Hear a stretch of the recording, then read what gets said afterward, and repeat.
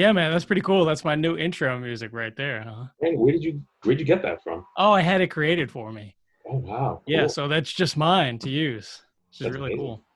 Well, thank you guys for joining in. This is the Progressive Mind Center podcast. I'm Tom, licensed clinical social worker and hypnotherapist. And today we're going to have a conversation. I have Michael Schreiber. He's a good friend of mine, a colleague, a mentor, and also the guy who really inspired me to become the therapist that I am today. So thank you for joining me, Michael. Yeah, well, it's a pleasure to be with you, and I'm always flattered to hear you credit me for, some of your career choices that you've made. It always warms my heart. Well, thank you. Yeah, it was a real treat to work with you at that place up in New York. Michael's a therapist up in New York, working for the VA. He's doing great things that he was sharing with me. And today's particular conversation is devoted to fitness, health, and wellness, and its effect on our mental health. So, with having said that, Michael has some interesting things that he wants to share about his journey with fitness. Yeah. So, when Tom, you asked if I wanted to be on the podcast and talk about exercise, I started thinking about my own journey with uh, exercise, fitness, health, wellness, mental health. Um, and it's been a journey for me. I was not always uh, consistent with health and wellness, and it's been quite a journey for me over the years. And so I started thinking about how far I've come and how I incorporate that into my work with patients in terms of use of self.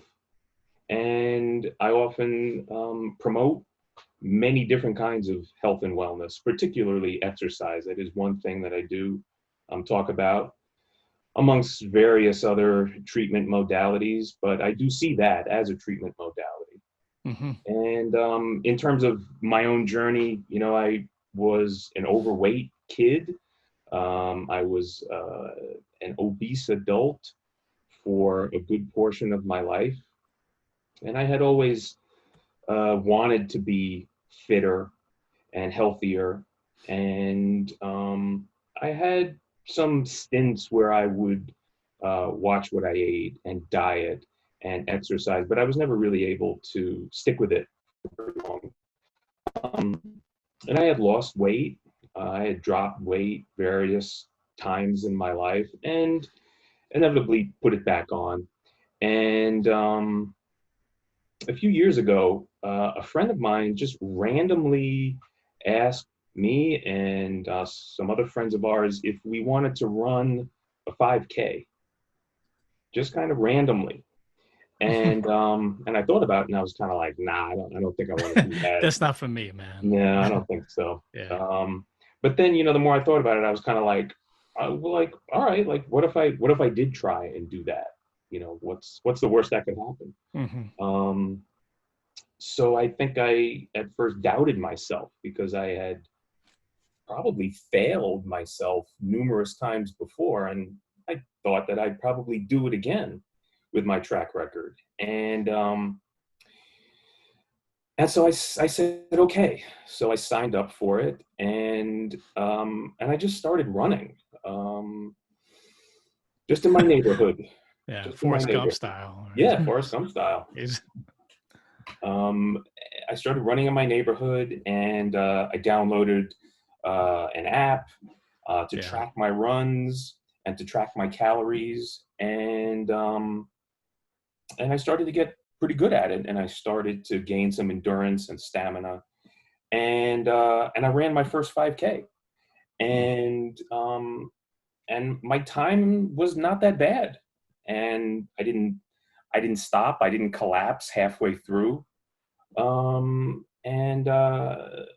it went well, and my friends and I ended up running several more 5Ks that year and the year after. And since then, I've been much more consistent with fitness in general Mm-hmm. and exercise. And dieting.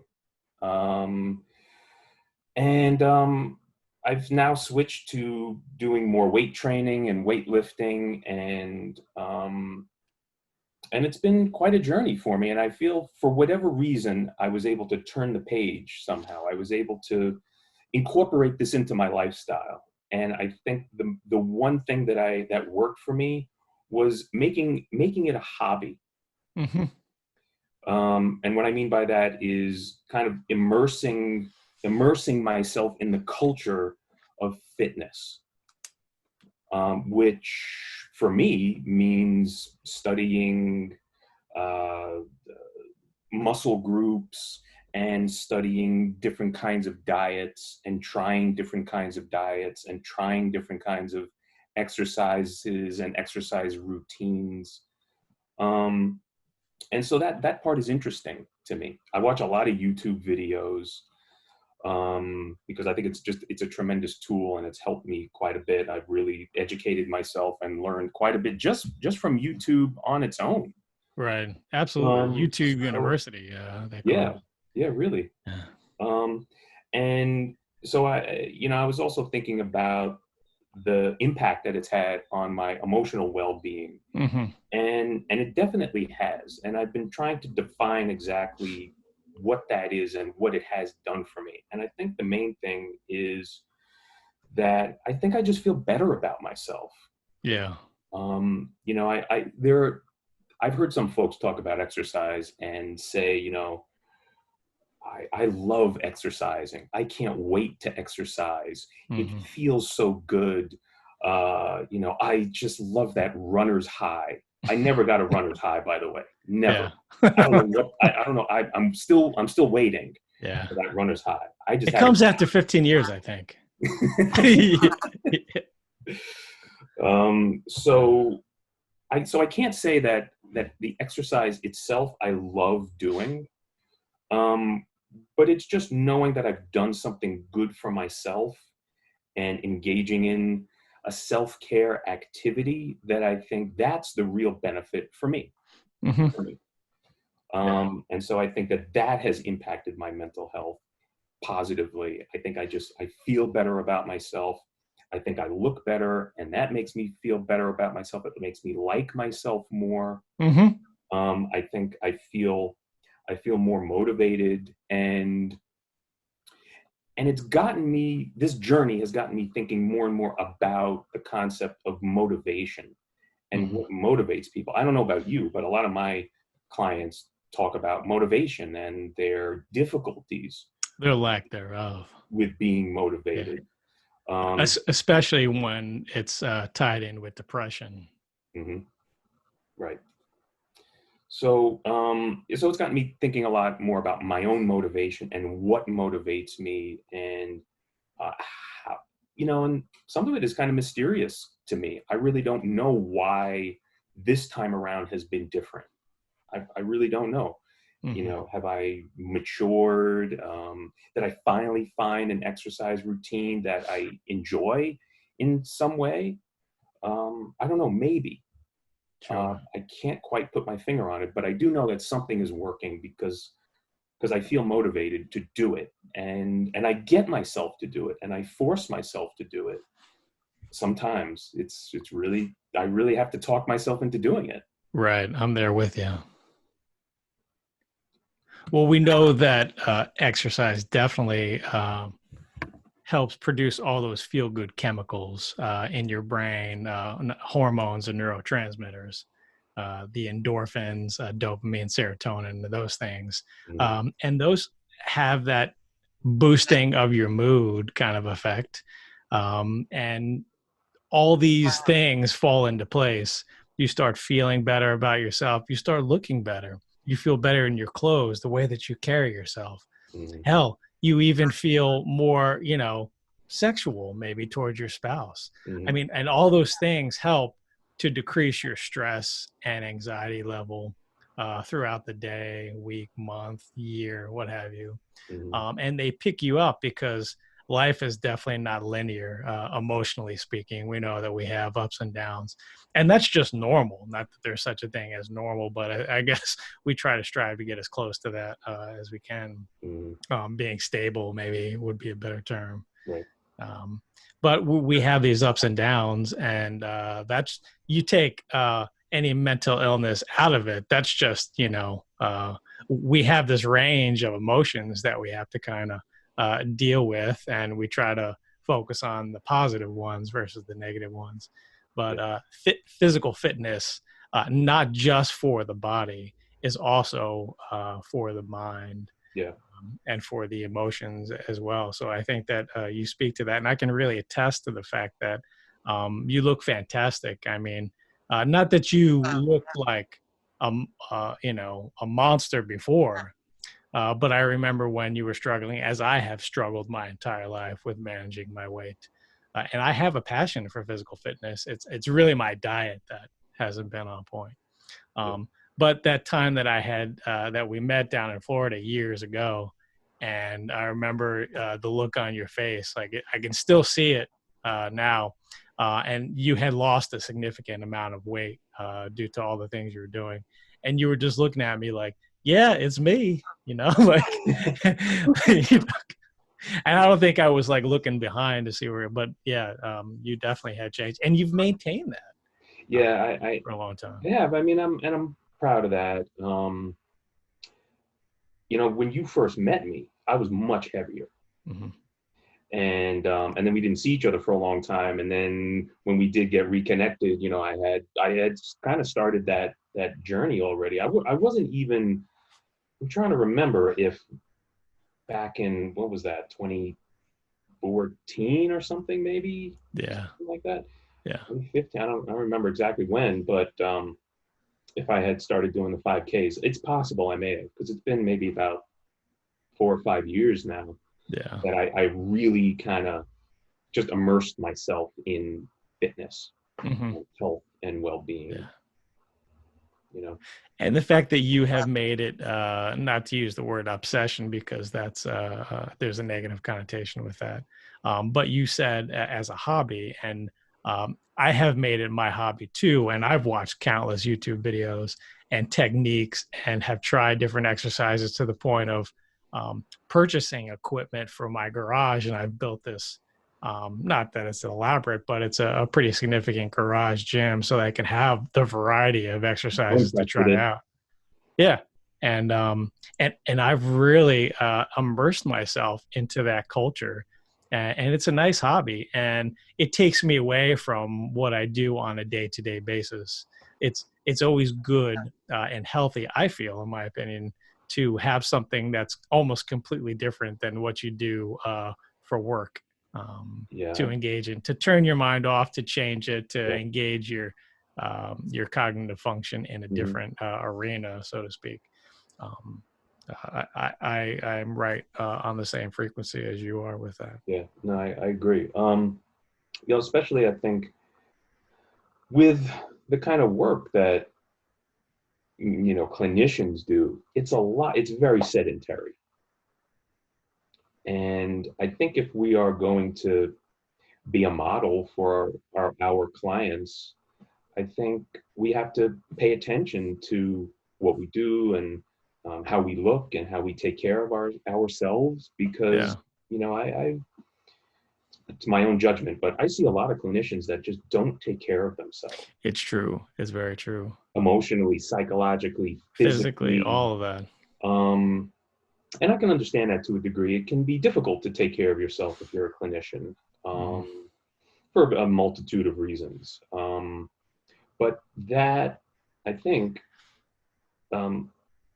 has an effect on our clients, because if I think we have to be in congruence with what we're telling our clients to do. If we're telling our clients to take care of themselves, then we have to look like a person that's taking care of ourselves. They're not going to believe it. Otherwise, we're not going to have any credibility. This guy's telling me exercise. Why should I eat right? You don't seem to be doing it. Absolutely. This guy's telling me I need to balance out my work, my family, my personal time, my self-care, all that. Yeah. And then you look at the therapist who's providing that, or the clinician rather, and they're not doing it. So, well, why the hell am I going to do that? You know, Right. Exactly. it does eliminate the credibility for sure. Yeah. Um, the other thing that I think exercise is it's an exercise in mindfulness, Hmm. because that's definitely something when I'm working out, or training, I'm trying to get into the habit of referring to exercise more as training rather than like exercise. Um, When so you when have a I, heavy weight above your head, like you have to be there in the moment. yep, You know? you do, you And do. I'm glad that you brought that up because I was thinking about trauma specifically and PTSD and how those that are afflicted with that, who live with PTSD, they tend to get stuck in moments of time. They're triggered and they're reliving experiences, or they're trying to avoid the anxiety that comes with being in certain situations. And exercise, putting you into the moment, engaging in mindful practice and exercise. Mindfulness doesn't have to be just meditation, just sitting there, with your legs crossed. It can be running or doing some sort of weightlifting, strength training, Mm-hmm, but it puts you in the moment, mm-hmm, and that helps decrease the anxiety. It helps take the power away from the triggers, and can help you cope, because PTSD is not going to go away. It's not that you can fix it or solve it. It's always going to be there. And when you're triggered, it may be as intense as when it first happened years and years later. yeah. But to be engaging in mindful practice, I think mindfulness and exercise as a form of mindfulness is key. Yeah, when I kind of started, being more involved in physical fitness, I didn't expect it to be a mindful practice. I didn't expect to have to implement mindfulness into the exercise routines that I was doing. I don't know, it just never occurred to me.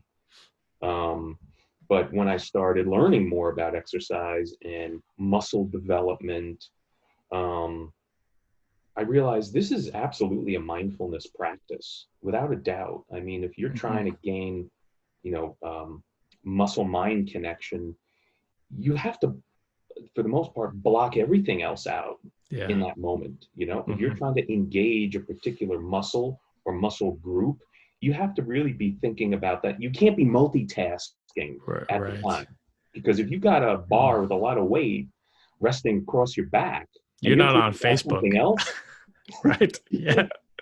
you know, they may have Exactly. to come and scrape you up off the squat rack. You know, Right. Yeah. Exactly. so that's one thing I didn't expect it to be. So it's also kind of helped me learn mindfulness skills, which of course, that's kind of the concept du jour of the moment. Mm-hmm. But I didn't expect that, Yeah.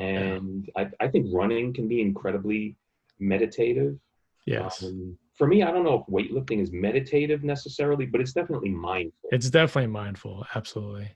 And look, my brain, although I might not show it, is going uh, like crazy all the time. So I've had to figure out how to tone it down and to be able to communicate on, and meet people where they're at. Uh, and when I was learning meditation, I could not for the life of me sit for a minute straight with my eyes closed, just focusing on my breath. That was absolutely abhorrent to me. But getting out and going for a run, maybe the first couple of minutes, you're like, this kind of sucks. I'm hurting. I'm starting to sweat. How long am I going to go for? Um, but then all of a sudden, it's like the more you practice that, you just get into this rhythm where all of a sudden, it's not that you're actively trying to get rid or push any of those thoughts out. It's just they just go. Yeah. You're listening to yourself breathe, the rhythm of your legs repeatedly, over and over again, and you're in this blissful meditative state in the present moment, and it is just a wonderful thing. And that's how I learned how to really calm my mind. Not necessarily quiet, just calm it Mm-hmm. and focus it Mm-hmm. and be able to use it for me.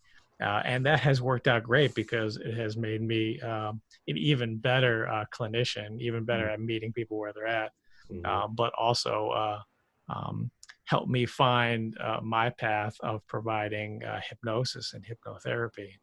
Um, Yeah. and I actually like it, it was a perfect fit for me. Of course, on this podcast, there'll be specific hypnosis, hypnotherapy sessions along with guided meditation because I feel so strongly in that. And so I want to provide that for our listeners.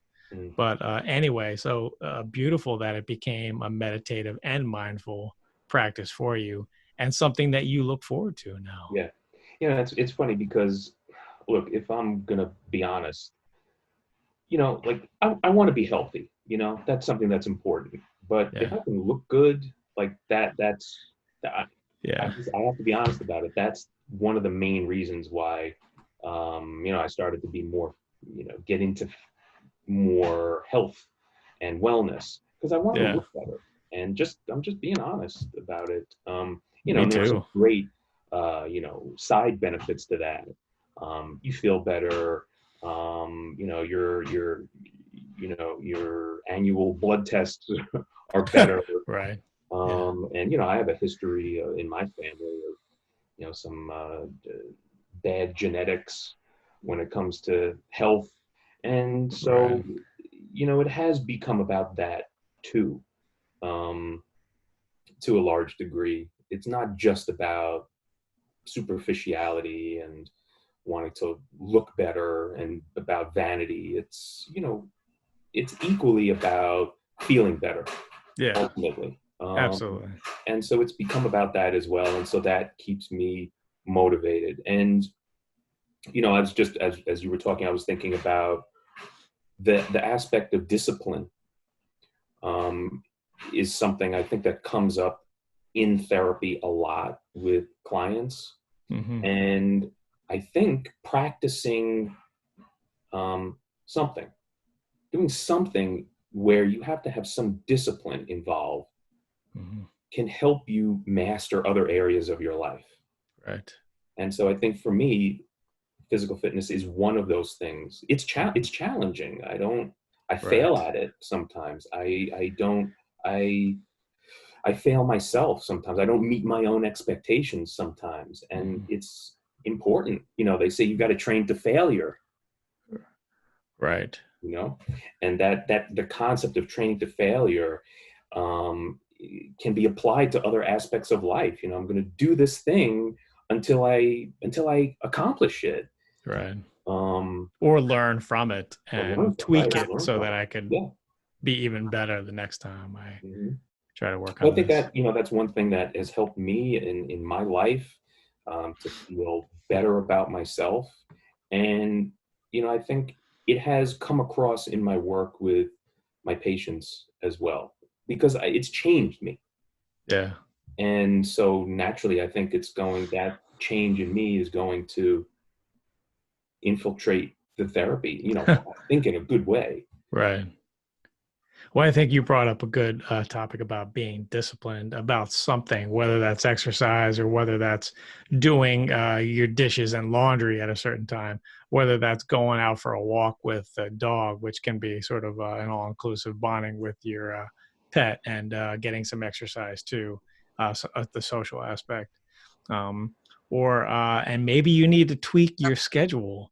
For example, me, I find it very difficult to exercise in the evening times. I work throughout the day and primarily, and you might be the same way, because my clients are working or in school. I have to see them later on in the day. Hmm. So by the time I get home, I mean, I'm already overloaded. So my conscious mind has had enough, and this is when you go into a hypnotic state or you go into your subconscious mind or unconscious mind because you're gravitating towards those things that provide you a sense of comfort, and exercise doesn't always provide you comfort, because it's strenuous and it can be challenging like you said. So in the evening time, I have to monitor myself because I want to go for food that makes me feel comfortable. Lots of carbohydrates, sugar, fried stuff. Mm. And so I have to watch out for that. But as far as exercising, if I had my schedule where I exercise in the evenings, and sometimes my wife and I do exercise, but because we do it together and we challenge each other, that's helpful, which brings a whole other topic up. But I've had to tweak my schedule so that I exercise in the morning because I'm fresh. My conscious mind has been cleared, through my sleep dream process, and I can just attack it the way that I need to. And then I go off to work feeling really good about myself. I mean, there's some soreness and stiffness and things, but after I work out and, take that shower, get ready for work, put my work clothes on, I just have this self-efficacy and confidence to go out and help my clients, feeling I did something good for myself. Now I'm going to help and teach others how to do good things for themselves as well. So the discipline is really important to do something. And if you need to tweak your schedule, then so be it. So see if that changing around as far as exercise goes in the morning, see how that could help you in your life. Yeah, I think you're right. I think, just kind of thinking about what you were just saying and thinking about what my fitness schedule is, which it can vary. I think you do have to come up with a routine, whatever that routine is that fits your lifestyle, because like for me, since the coronavirus, they shut the gym down at You brought it my up. job. I'm lucky enough to I work at the VA, and I'm lucky enough that they have a free gym there, a full Yeah. gym. Mm-hmm. And so on my lunch hour is when I really get most of my gym time in. But a few weeks ago, they closed it, so I haven't been able to get there. And I was very disappointed about that. Yeah. There was also a part of me that was kind of like, yes, I have a perfect excuse now. I don't have the gym. I can't go. Oh, how sad. Right. But I Sure. caught myself, and I held myself accountable for that thought. Yeah. And so instead, my wife and I have been doing some workouts at home almost every day, almost every night. Mm-hmm. Put on the old YouTube, find a good fitness video, and we go to it. And that's mostly in the evening because like you, I work. I can't work out at work now during my lunch hour, so I have to do it in the evening time. Yeah. And it works. It's fine. I'm not a big workout in the morning kind of person. Mm-hmm. I feel lethargic. I feel more unmotivated in the morning. Yeah. So in the afternoon or evening is better for me for whatever reason. You would think it would be the other way around, where in the morning have more energy. In the evening, you're tired from the day. You're gonna have less energy. But Right. I think it comes down to what you can get yourself used to doing, Right. what you can adapt yourself to. What you can be disciplined about and what works for you in your lifestyle. Hmm. Yeah, for sure. Yeah. Um, so yeah, I mean that works better for you in the morning. That's great. So I think you do have to just find what works for you and try and stick to it, and apply that to other areas of your life. Yeah. And there are some studies that really show, with regards to mental health and wellness, how regular exercise for 30 minutes, maybe 2 to 3 times per week, uh, does in fact improve the mood. It has an anti-anxiety, antidepressant type of effect. Hmm. Help you with being in the moment, which can help with like PTSD and concentration for things like ADHD and ADD, and like create for when you have anxiety, especially, and this can also be true for bipolar, having a structured schedule, routines and rituals, and things that you do on a regular basis that are repetitive. That helps provide that sense of comfort Hmm. and safety and security, Hmm. and helps reduce overall anxiety and stabilizes your mood. So I think these are really key elements to throw out there for the listeners, for clients, and things that it doesn't always have to come from a medication. You can do physical things for yourself that have this effect on your brain, your mental, and your emotional well-being. Absolutely. No, I couldn't agree with you more. There is the saying, we are creatures of habit, that we thrive in an environment where there's predictability and some certainty. And, especially with all the uncertainty that's going on right now, I'm encouraging a lot of my clients who maybe are working from home now, to still implement some kind of schedule into their life. Yeah, Um, absolutely. I've been talking with a lot of clients about not allowing, well, I don't have to get up at, 6:30 a.m. every day anymore. So, I'll sleep till 9. I'll, log on to my work computer, at 9:30. Maybe I'll take a nap. And I'm telling them, I'm not recommending that, because when things go back to normal, you're going to be on your work from home schedule, Right. You're and gonna have jet lag, man. you're going to have a lot of jet lag. Yeah, it's true. So we are definitely creatures of habit. And I think Yeah. developing some routine and discipline is critical, really just vital and critical, Yeah. for functional folks who don't struggle with what some other folks struggle with. Just having a routine is really very important. Yeah, most definitely, most definitely. I know that was a big part when I worked at the inpatient psych hospital. Everything is structured out, and not only for order and safety and security, it's that way, but also it's really teaching the patients who are there that you can have healthier days by structuring out. This is when you get up. Usually, you take care of your hygiene. You get dressed. You present yourself a certain way. You go to breakfast, and then you uh, of course in the hospital they go to groups and they do this, but I mean, then you can go to work and then you can have lunch at around the same time. And just having that schedule is really, really important. And that's why it's critical right now when we're quarantined, so to speak, to still maintain that schedule, and to definitely incorporate some type of human movement, some type of exercise into that, even more so now, Mhm. to pick your mood up and to release those feel good chemicals, hormones, um, and the likes. Do you have any specific tips when it comes to diet and exercise that you want to share? Yeah, I don't know that I'm a fan of any one particular diet, unless that works for people. If that works for you, if you enjoy the keto diet or the Atkins diet, um, then go for it. But I really believe that having a varied diet that's important for me.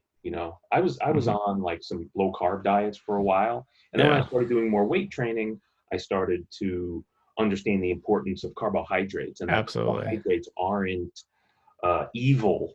And, Right. Yeah. and you don't gain weight from carbohydrates; you gain Yeah. weight from calories.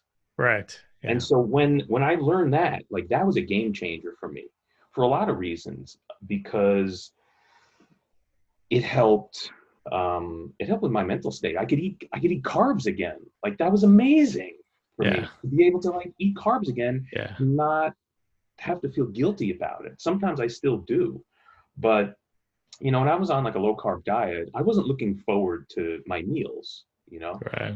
And meals aren't necessarily supposed to be an amusement park ride, but hey, if it's one more thing you can look forward to, Right. I like that great. analogy. That's great. So, Unfortunately, I think that's been the case for me. well, hey, for me too. Amusement park. Yeah. For me too. Yeah. You know, like, I'll put together some pretty boring meals for myself, like Yeah. boiled chicken, Chicken and rice, rice. and a vegetable. And my wife will be like, aren't you bored of this? And I'm kind of like, Yeah. no, I'm eating carbs again. Like, I don't Right. mind. This is great for Yeah. me. So that was a game changer for me, like realizing the importance of certain foods that have been demonized before, that I could incorporate them back now. Yeah. That was a game changer for me. So my other tip is to download MyFitnessPal or another app where you can keep track of your calories, that was another game changer, because For if you me too. don't, Oh yeah. because if you don't, you don't know how much a Nutrigrain bar really is.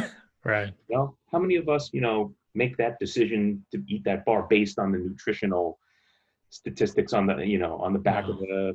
you're just hungry. You tear it open and you scarf it down. Right. So In that fact, you need three of them. Yeah. so that was another big thing for me, because for me, a few years ago, I downloaded MyFitnessPal, and Hmm. just from that alone, just keeping track of my calories, like I lost weight, not a ton of weight, Absolutely. but I Absolutely. lost weight. Yeah. And so that told me that I need to be more mindful. Mhm. That's another tool, I think, that helps you be more mindful of what you're doing. And, when you think about it, what is mindfulness? It's just paying attention. Right. That's what it comes down to. Absolutely. It's just paying attention. Yeah. So you're paying attention to what you're eating now. If And you're that logging that in, alone, it can change everything. yeah, you're logging in the gummy bears and the cheeseburger and French fries, and you see it on this app. And I use MyFitnessPal, and that has helped me lose weight as well. Yeah. You start making, without even focusing on a diet, you start like looking at those things, and not that you feel bad about yourself, but you start making healthier choices and healthier decisions, and being mindful about the things that you're putting into your body. Right. When you go out to the grocery store, you start to look at, well, should I get these Nutrigrain bars, or maybe I can get, a sack of apples and they can be just as good. In fact, the apple is, 43 calories in comparison to the Nutrigrain bar at 210, and it fills you up a lot more. Mm-hmm. And then you feel better about what you're doing, what you're putting into your body.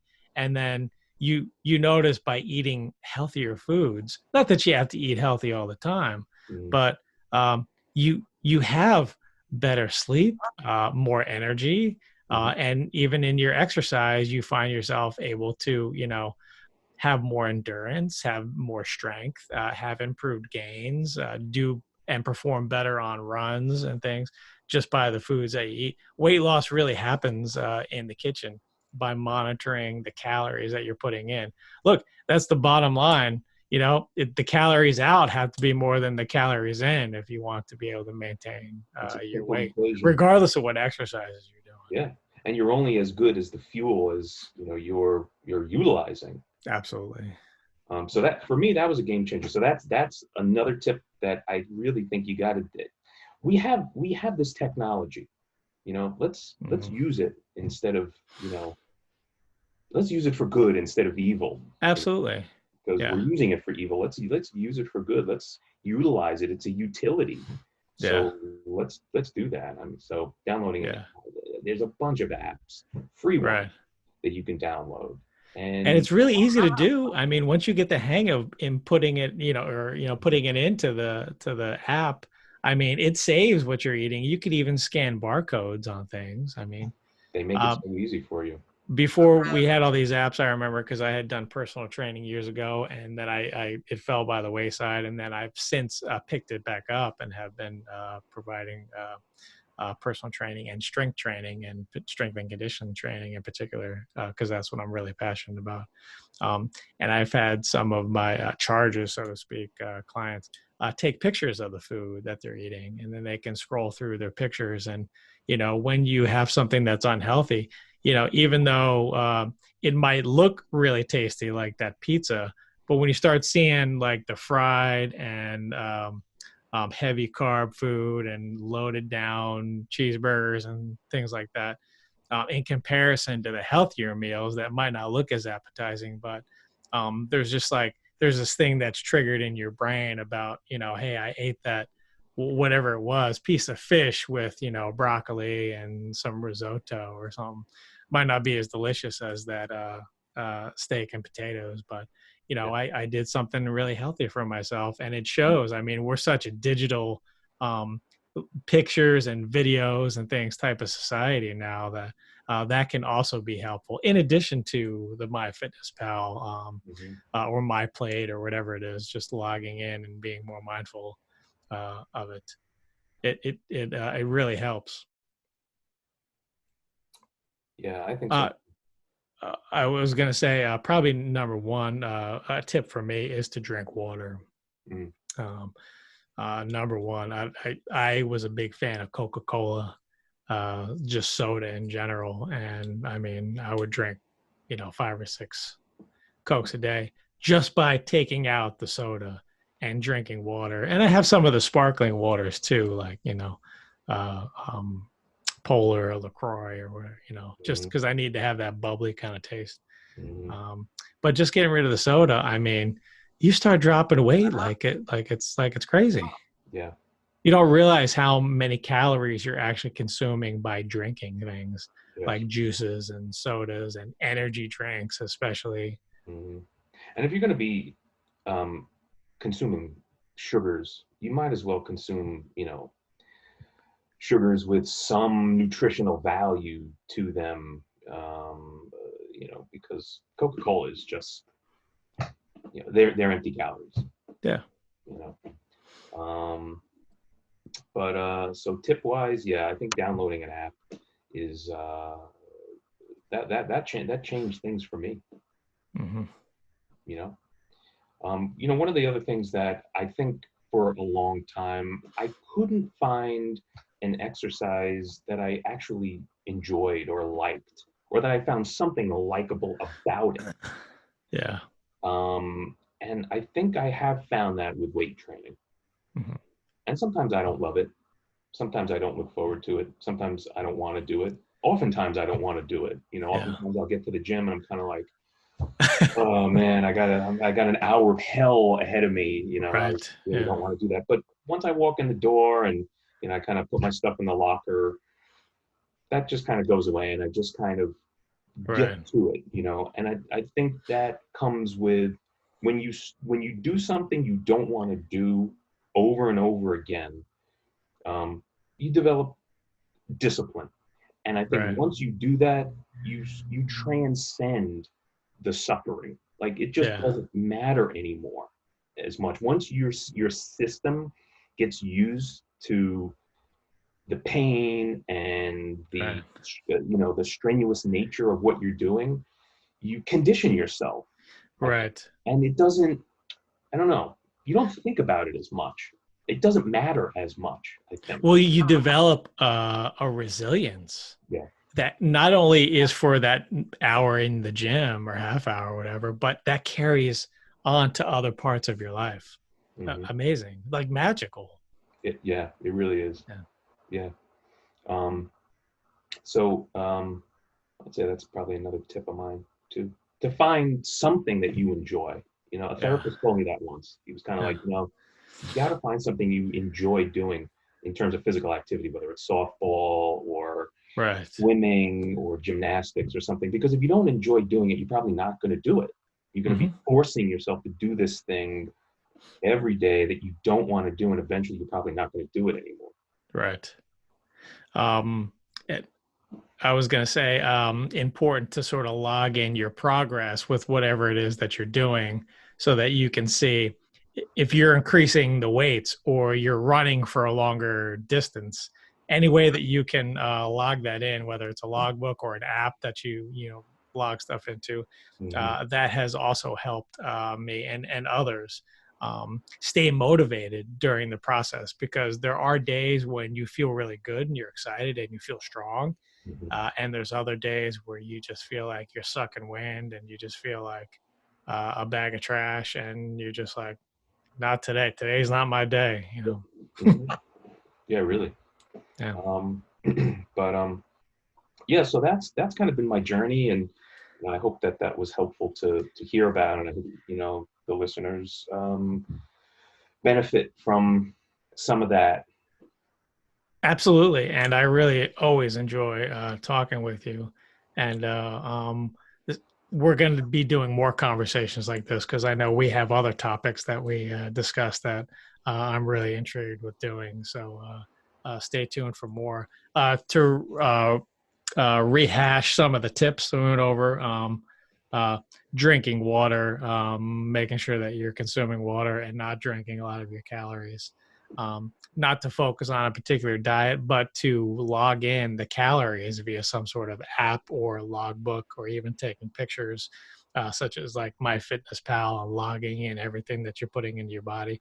What's cool about FitnessPal, side note, is that if you input your information, your height, weight, age, and how much weight you'd like to lose, between 1 to 2 pounds per week, which is what is safe and recommended and healthy. It'll give you the breakdown. Okay, this is how many calories you need to stay under in order to achieve that.